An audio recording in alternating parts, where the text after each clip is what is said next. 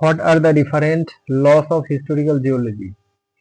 ঐতিহাসিক ভূতত্ত্ব হলো ভূতত্ত্বের একটি শাখা যা পৃথিবীর অতীত ইতিহাস ও পরিবর্তন নিয়ে আলোচনা করে। Historical geology is a branch of geology that deals with the past history and changes of the earth.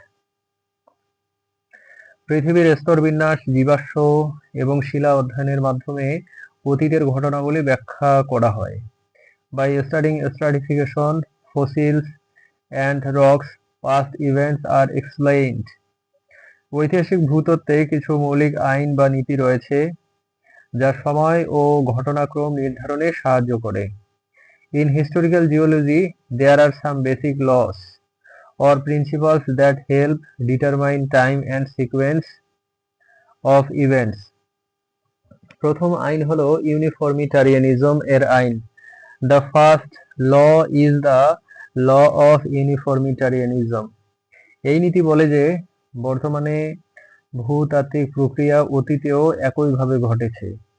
This principle states that geological processes occurring now also happened in the past in the same way.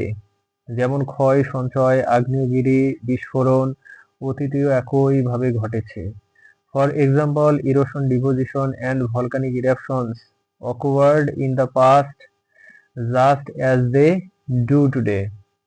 দ্বিতীয় আইন হলো superposition এর আইন। The second law is the law of superposition.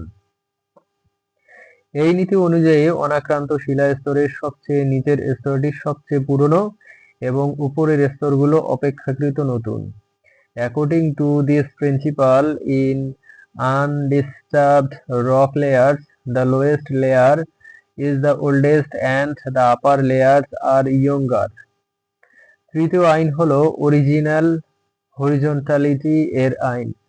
The third law is the law of original horizontality. এটি বলে যে সব শিলা প্রথমে আনুভূমিক স্তরে জমা হয়েছিল।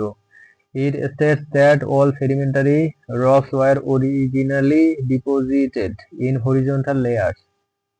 পরবর্তীতে ভৌগোলিক প্রক্রিয়ার কারণে স্তরগুলো বাঁকা বা ভাঙ্গা হতে পারে।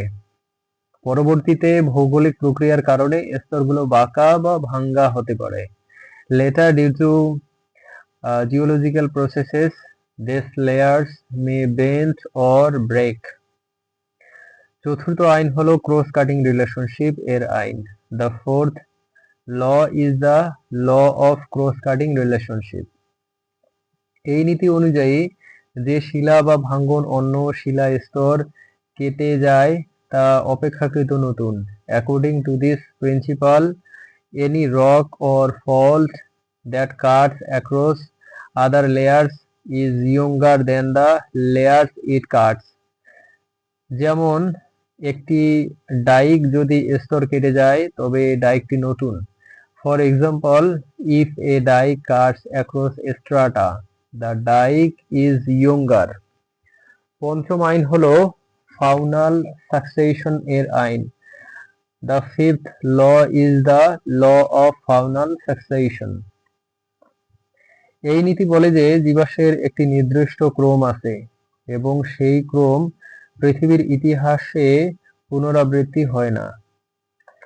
This principle states that fossils occur in a definite order and this order does not repeat in earth history. তাই জীবাশ্ম ব্যবহার করে স্তরের বয়স নির্ধারণ করা যায়। Therefore, fossils can be used to determine the age of strata. ষষ্ঠ আইন হলো ইনক্লুশনস এর আইন। The sixth law is the law of inclusions. কোনো শিলায় যদি অন্য শিলার টুকরা থাকে তবে সেই টুকরাটি পুরনো। If a rock contains fragments of another rock, then those fragments are older. সপ্তম আইন হলো ল্যাটেরাল কন্টিনিউটি এর আইন। The seventh law is the law of lateral continuity. এই নীতি বলে যে স্তরগুলো প্রথমে বিস্তৃত আকারে জমা হয়, পরে ক্ষয় বা ভাঙ্গনের কারণে আলাদা দেখা যায়। This principle states that layers were originally deposited over a wide area, but they appear separated due to erosion or faulting.